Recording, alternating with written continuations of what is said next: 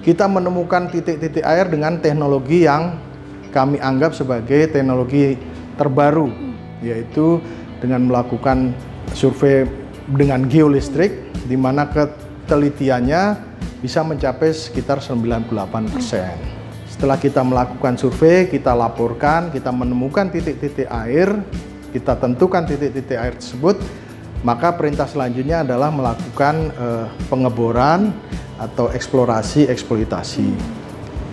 Sehingga masyarakat juga menikmati air bersih tersebut di depan rumahnya dengan hanya cukup membuka keran di rumah masing-masing. Ketika Pak Menhan pada saat itu memerintahkan kami tim Satgas untuk mencari air tawar yang ada di laut. Nah, itu perintahnya Bapak Menteri. Sampai suatu saat saya melakukan perenungan. Ini betul ini, perenungan di pinggir pantai. Waduh. Tiba-tiba ada seorang warga bapak-bapak itu lewat di depan mata saya panggil. Pak, saya ini lagi bingung. Kenapa Pak? Saya ini sedang diperintahkan untuk mencari air tawar yang ada di laut. Tiba-tiba dia narik tangan saya, dia tunjukkan, ini loh Pak, ada Pak, ini. Saya sungguh kaget ketika ternyata memang ada. Kemudian saya laporkan Bapak Menteri, saya lapor Pak, ternyata ada. Nah, bener kan? Saya sudah tahu, ternyata memang visi misinya Bapak Menteri itu sudah jauh ke depan gitu. Nah, itu. Jadi intinya adalah satu, banyak membaca dan banyak belajar. Gitu. Assalamualaikum warahmatullahi wabarakatuh. Selamat siang Sobat WK. Kembali bersama saya Nuriyatul Hikmah, jurnalis Warta Kota. Kali ini saya sedang berada di Universitas Pertahanan Republik Indonesia, yang mana akhir-akhir ini Unhan ini sempat viral lantaran dia memiliki satu program ataupun teknologi yang berkaitan dengan teknologi penemuan air nih, sumber air bersih di berbagai daerah yang kesulitan air. Nah, sudah bersama saya komandan dari Satgas air di Universitas Pertahanan Republik Indonesia, Bapak Laksamana Muda TNI dari Dr. Insinyur Agus Adrianto, selaku juga sekaligus Warek 1 dari Universitas Pertahanan Republik Indonesia. Selamat siang Pak Agus. Selamat siang Mbak. Oke Pak Agus, saya akan memulai pertanyaan dengan mungkin bisa dijelaskan Pak, sebetulnya teknologi apa sih Pak yang dimiliki oleh Universitas Pertahanan Negara, Pertahanan Republik Indonesia maksud kami, itu untuk menemukan sumber-sumber air gitu Pak. Selamat siang para pemirsa sekalian. Terima kasih saya diberi kesempatan untuk menjelaskan, untuk mengeksplor apa yang sudah kami lakukan, di mana kami melakukan ini tentunya atas perintah dari Menteri Pertahanan Republik Indonesia, yang diberikan perintah itu kepada Rektor Universitas Pertahanan Indonesia dan diteruskan kepada kami sebagai tim Satgas Air. Kemudian atas perintah tersebut kami melaksanakan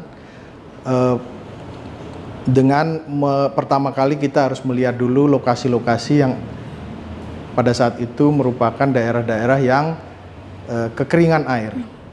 Sebetulnya proses ini diawali ketika pada tanggal 15 September 2022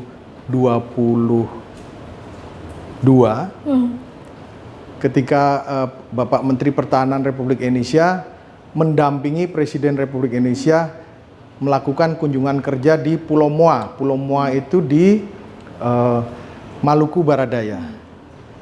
Nah, pada saat itu salah satu kepala desa di sana melaporkan bahwa setiap tahun ada sekitar 1.000 ternak yang mati kekeringan akibat dari kekurangan air. Nah, ini menjadi perhatian dari Bapak Presiden pada saat itu. Kemudian atas inisiasi juga oleh Bapak Menteri Pertahanan, maka beliau membentuk tim Satgas. Tim Satgas Air ini juga sebagai bagian daripada pengabdian kepada masyarakat yang dilakukan oleh Universitas Pertahanan Republik Indonesia. Sebagaimana kita ketahui bahwa sebuah universitas itu mempunyai 3 kegiatan yang harus dilakukan. Yang pertama adalah pengajaran, kemudian penelitian, dan yang terakhir adalah pengabdian kepada masyarakat. Nah, disinilah kita melakukan sebetulnya dua kegiatan, yaitu melakukan penelitian tentang wilayah-wilayah yang mengalami kekeringan. Kemudian yang kedua adalah proses pengabdian kepada masyarakat. Seperti kita ketahui juga bahwa pada saat itu negara kita memang sedang mengalami kekeringan akibat dari El Nino. Ya, saya kira itu juga bukan hanya di Indonesia, namun sebagian besar wilayah di dunia ini juga mengalami hal tersebut.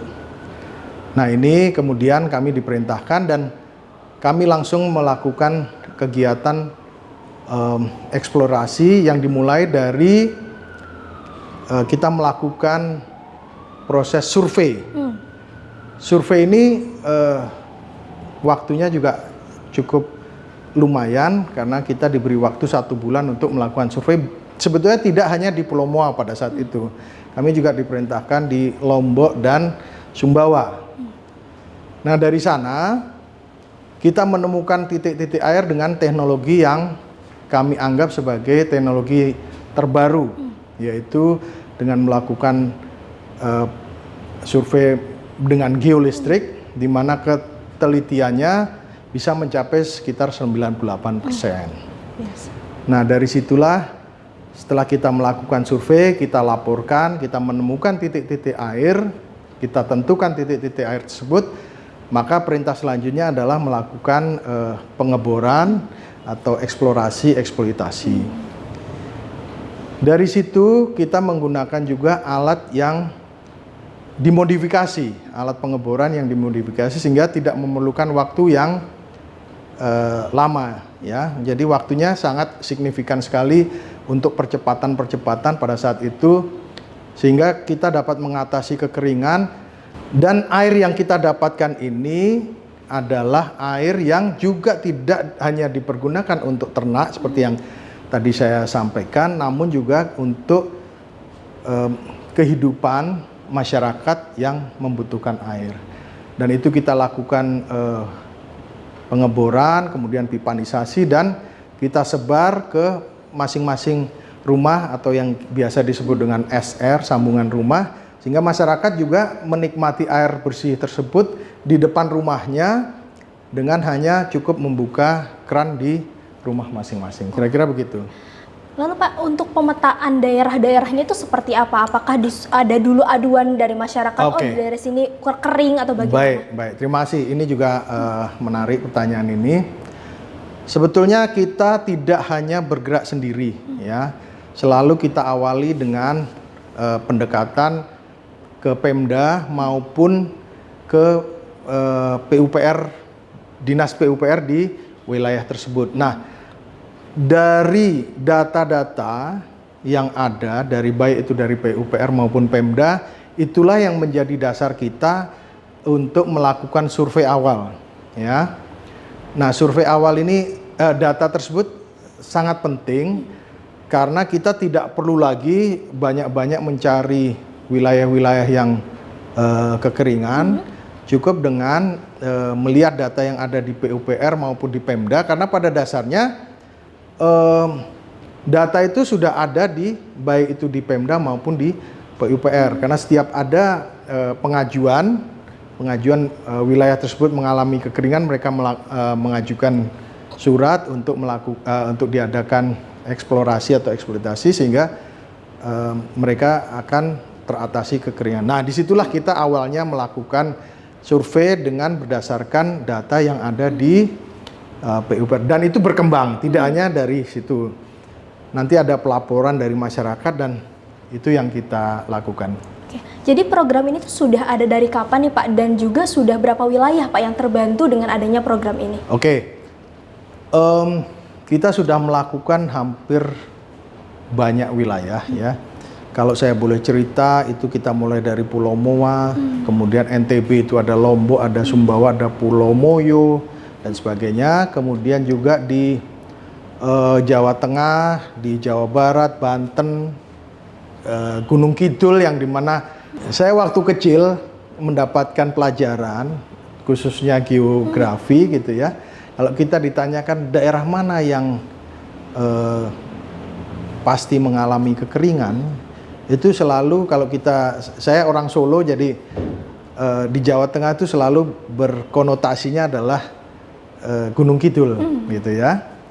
Tetapi faktanya sebetulnya adalah Gunung Kidul itu ternyata kaya terhadap sumber air yang begitu luar biasa ya. Hanya karena memang itulah kebesaran Tuhan. Sekali lagi kita bergerak itu tidak lain dan tidak bukan atas kehendak dari Allah Subhanahu wa taala. Itu kita tidak boleh menafikan itu. Yang kedua juga kita harus bisa bersahabat dengan alam.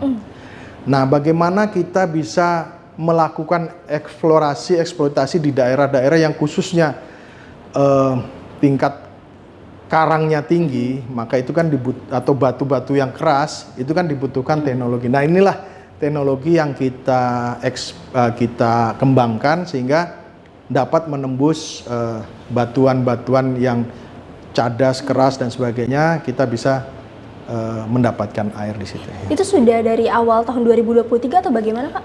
Dimulai tadi yang saya sampaikan, mulai 15 September 2022. Oh, sudah lebih dari 1 tahun ya, Pak? Iya, 1 tahun lebih. Dalam kurun waktu lebih dari 1 tahun itu, Pak, dari semua daerah-daerah ada pengalaman apa nih, Pak, yang paling Bapak tidak pernah lupakan gitu, Pak, ketika mencari sumber air gitu, dan manfaatnya seperti apa yang disampaikan oleh warga gitu dengan adanya program ini? Ya, kalau saya bisa bagi menjadi 2, yaitu yang positif dan negatif tentunya ya. Kalau positif, alhamdulillah ternyata masyarakat Indonesia khususnya itu tingkat gotong royong itu masih tinggi ya. Itu harus kita sadari bahwa itulah budaya atau culture yang kita miliki yang mungkin tidak dimiliki oleh negara-negara lain ya. Kenapa saya bilang begitu? Karena setiap kita melakukan khususnya seperti pipanisasi, kemudian bagaimana memasang tandon dan sebagainya, itu sangat terbantukan oleh masyarakat yang dia yang mendapatkan air tersebut, sehingga mereka dengan sukarela membantu kami untuk melakukan proses sampai dengan selesainya pengeboran tersebut, sampai dengan pipanisasi dan sampai di depan rumah masing-masing. Nah, kemudian pengalaman yang bukan negatif ya, yang kurang nyaman memang ada, tetapi saya kira itulah bagian dari dinamika suatu kegiatan yang nyatanya juga bisa kita selesaikan ya. Misalnya kita ingin melakukan eksplorasi di suatu daerah, namun ternyata kita ditolak. Nah, yang menolak itu ternyata bagian dari bisnisnya dia. Air itu menjadi bisnisnya. Karena perlu diketahui juga di daerah itu pada saat kekeringan mereka itu 1 bulan bisa mengeluarkan satu kepala keluarga itu sampai 600.000 ya. Saat mereka membeli membeli air 1 tangki itu dengan nilai sekitar 150.000. Nah, kalau kita kalikan 4 kan sekitar 600.000 ya. Nah, sementara setelah kita masuk, kita memberikan sumur-sumur tersebut, yang tentunya ini juga atas kebaikan atau arahan dari Bapak Menhan gitu ya. Mereka cukup satu keluarga itu hanya keluar 20.000 setiap bulan. Jadi ini sungguh luar biasa, sehingga anggaran yang dia pakai untuk kehidupan sehari-harinya bisa dialihkan ke kegiatan lain lah gitu kira-kira. Oke, Pak, kalau misalkan setiap penemuan sumber air bersih itu biasanya bisa mengalirkan air sebanyak apa sih, Pak? Ya, Tentunya semuanya tergantung dari debit air yang kita hasilkan. Kemudian seberapa luas wilayah yang akan kita aliri. Ya, saya jadi bervariasi ya. Ada yang satu sumur itu bisa mengalirkan sampai dengan 600 kk, ada yang hanya 200 kk dan sebagainya. Nah, saat ini kami sedang mengerjakan perintah Bapak Menhan melalui Pak Rektor Unhan, yaitu mengeksplor sungai yang ada di gua, dan itu airnya besar sekali di Gunung Kidul, untuk mengaliri sawah sekitar 1.000 hektar. Wow. 1.000 hektar itu kalau kita hitung ternyata membutuhkan sekitar 78 km pipa. Jadi bisa dibayangkan kira-kira kalau digelar itu dari Jakarta sampai Cikampek. Luar biasa, Pak. Ya, itu. Terima kasih. Oke, tapi Pak, setiap tahunnya itu ada target nggak sih Pak, titik-titiknya itu berapa banyak titik gitu Pak yang harus dibor, kemudian juga dicari titik air bersihnya gitu oleh Unhan sendiri? Ya, jadi sebetulnya pergerakan kita ini juga berdasarkan perintah dari Bapak Menhan, dan itu juga didasari dari surat-surat atau keluhan dari warga atau masyarakat yang membutuhkan air. Nanti perintah itu kami dapat dari Bapak Rektor, dan Bapak Rektor memerintahkan misalnya di wilayah A kita melaksanakan pengeboran di sana untuk memberi air bersih kepada masyarakat. Nah, jadi kita targetnya adalah perintah kita terima, kita laksanakan dengan baik. Itu targetnya. Kalau jumlahnya berapa, itu tergantung dari Bapak Menhan.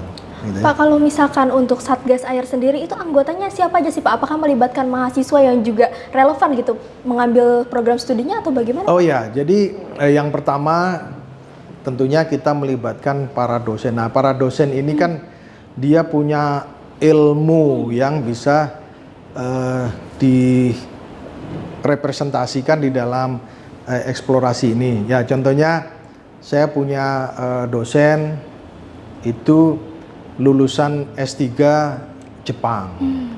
Kemudian ada juga yang S3-nya di Australia.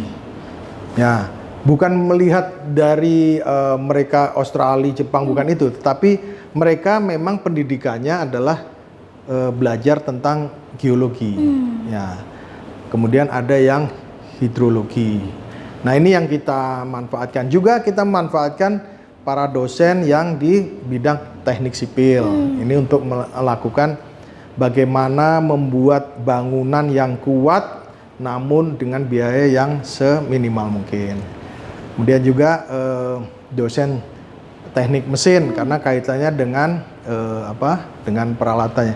Juga yang perlu kita selain daripada dosen, juga kita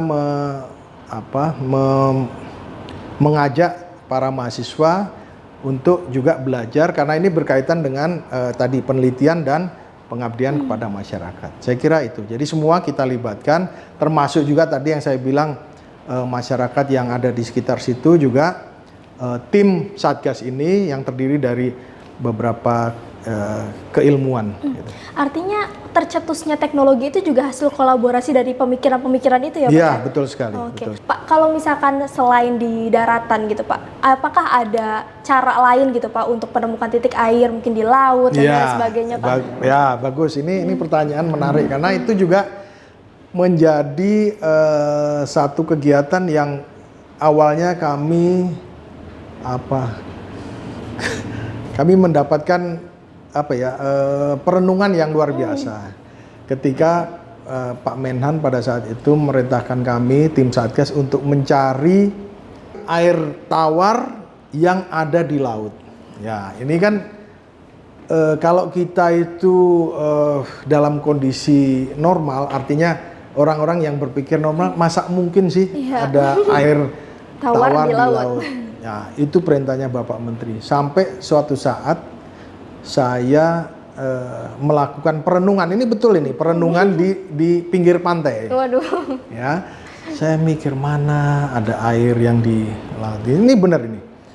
Tiba-tiba ada seorang warga bapak-bapak itu, dan ternyata dia adalah pengurus desa di satu wilayah di Lombok. Lewat di depan mata saya panggil, Pak, saya ini lagi bingung. Kenapa Pak? Saya ini sedang diperintahkan untuk mencari air tawar yang ada di laut. Tiba-tiba dia narik tangan saya, dia tunjukkan, ini loh Pak, ada Pak, ini. Alhamdulillah, itu luar biasa. Jadi saya sungguh kaget ketika ternyata memang ada, dan memang mungkin pengetahuan saya. Kemudian saya laporkan Bapak Menteri, saya lapor, Pak ternyata ada. Nah, benar kan? Saya sudah tahu informasi itu ketika saya membaca buku dari seorang pengarang dari Prancis. Jadi seorang ilmuwan dari Prancis, dia menulis tentang air yang ada di laut. Nah itulah ternyata memang visi misinya Bapak Menteri itu sudah jauh ke depan gitu. Nah itu. Jadi intinya adalah satu, banyak membaca dan banyak belajar gitu. Oke. Ketika dicari di laut itu tingkat akurasinya sama Pak seperti yang di darat sampai 92% yang tadi? Oh, bukan. Air itu keluar sendiri. Ya. Tetapi tingkat kesulitannya adalah ketika kita bagaimana bisa menampung air itu dan dialirkan kepada masyarakat. Itu tantangannya. Kenapa saya bilang tantangan? Karena yang pertama kita harus menghadapi pasang surut, gitu. Yang kedua ombak. Yang ketiga bagaimana pelayaran itu, karena dia posisinya di jalur pelayaran nelayan. Nah itu tantangannya. Nah jadi kita trial and error di situ. Awalnya kita belum punya ilmu gitu ya. Kita buat penampungan segala macam. Jadi begitu sudah kita buat, ombak datang, hilang lagi semua. Begitu. Nah disitulah kita melakukan trial and error dan kita menemukan metode yang tepat. Ya, jadi kita menggunakan kita menunggu pasang surut itu sampai begitu begitu surut itu pertama kali langsung kita bangun, karena itu dia bisa sampai 2-3 jam, dan kita memilih bahan-bahan yang cepat kering, termasuk semennya dan sebagainya. Berarti berbeda ya Pak ya tekniknya dengan yang di daratan? Sangat berbeda. Dan lebih jauh banyak tantangan. Iya, dan sekarang kalau bisa nanti kalau ada waktu gitu ya, silakan ke Lombok. Di sana ada tiga titik air yang sudah kita eksplor dan bisa digunakan oleh masyarakat untuk air bersih dan juga untuk mengaliri sawah di sana. Oke, baik. Ya. Apakah itu sudah terrealisasi Pak untuk dialiri ke masyarakat? Oh sudah. Contohnya di mana Pak? Mungkin bisa di. Ya itu di Lombok. Di Lombok ada itu? 3 titik. Oh, kita 3 titik. kita sudah melakukan itu di Lombok, dan bahkan kita kita rawat pantai itu, kita buat semacam paving block itu yang panjang kira-kira 1 kiloan, dan sekarang menjadi tempat wisata. Bisa dilihat di sana. Yang tadinya rumputnya tinggi-tinggi, tidak terawat, sekarang udah bersih dan digunakan untuk masyarakat sekitar menjadi tempat wisata.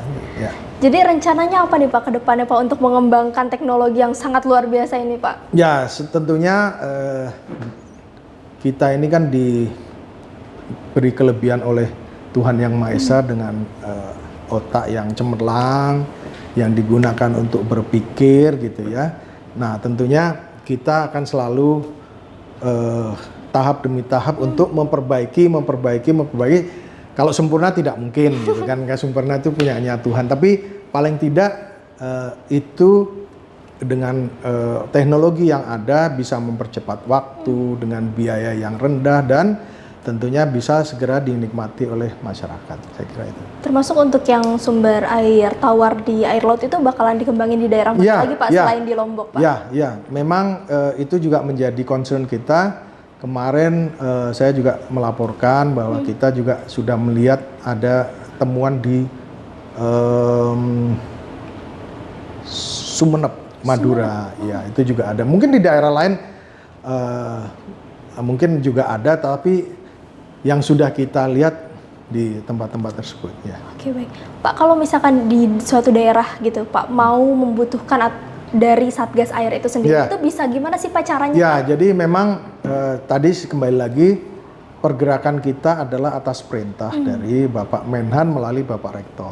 Ya, jadi berjenjang, mungkin bisa melalui perangkat desa mengirim surat ke Kementerian Pertahanan atau berjenjang melewati instansi-instansi militer yang ada di daerah tersebut. Tetapi tidak menutup kemungkinan dari pihak Unhan sendiri menjemput bola begitu ya Pak ya ke wilayah-wilayah? Iya, contohnya pada saat di Bogor waktu itu ada kekeringan, kami dapat laporan kekeringan. Saya atas perintah Bapak Rektor, kita langsung bergerak ke sana dan ada 2 titik yang sudah kita lakukan pengeboran dan sudah dinikmati oleh masyarakat di sana. Kalau di DKI Jakarta sendiri Pak, apakah sudah diterapkan Pak? Di DKI ya ini ya memang kadang-kadang kita terkendala oleh regulasi juga karena regulasi dari SDM kan tentunya Kementerian SDM kan tidak boleh sembarangan mengeksplor di daerah-daerah yang rawan terhadap penurunan air tanah. Nah, tentunya ini juga kita kedepannya juga akan bekerja sama gitu. Kita akan melaporkan tentunya dengan kementerian terkait sehingga di luar dari kendala tersebut tentunya pasti ada solusi-solusi yang bisa menjadi win-win solution dari apa yang ada di wilayah Jakarta khususnya ya. Baik Pak, mungkin terakhir Pak, harapan Bapak apa nih Pak dengan adanya program ini Pak untuk ke depannya? Baik, yang pertama tentunya kepada masyarakat yang sudah mendapatkan bantuan air tersebut dari Kementerian Pertahanan, ya kami mengharapkan ya apa yang sudah diberikan untuk dirawat dan kebersinambungannya, karena ini kita berharap apa yang sudah kita lakukan ini juga digunakan oleh tidak hanya saat ini juga sampai anak cucu berikutnya. Kemudian yang kedua bagi aparat Pemda setempat juga ikut mengedukasi ke masyarakat bagaimana cara merawat yang baik dan bagaimana memanfaatkan itu sehingga mereka juga tidak terlalu keluar kos yang tinggi, itu yang kita harapkan. Baik Pak Agus, terima kasih banyak Pak sudah mau bincang-bincang dengan Warta Kota dan memang programnya sangat luar biasa sekali ya gitu, menemukan titik air di daerah-daerah yang sulit ada airnya gitu ya Pak ya. Dan kami doa semoga programnya terus berjalan lancar dan bermanfaat untuk masyarakat banyak, terutama masyarakat Indonesia ya Pak ya. Terima kasih.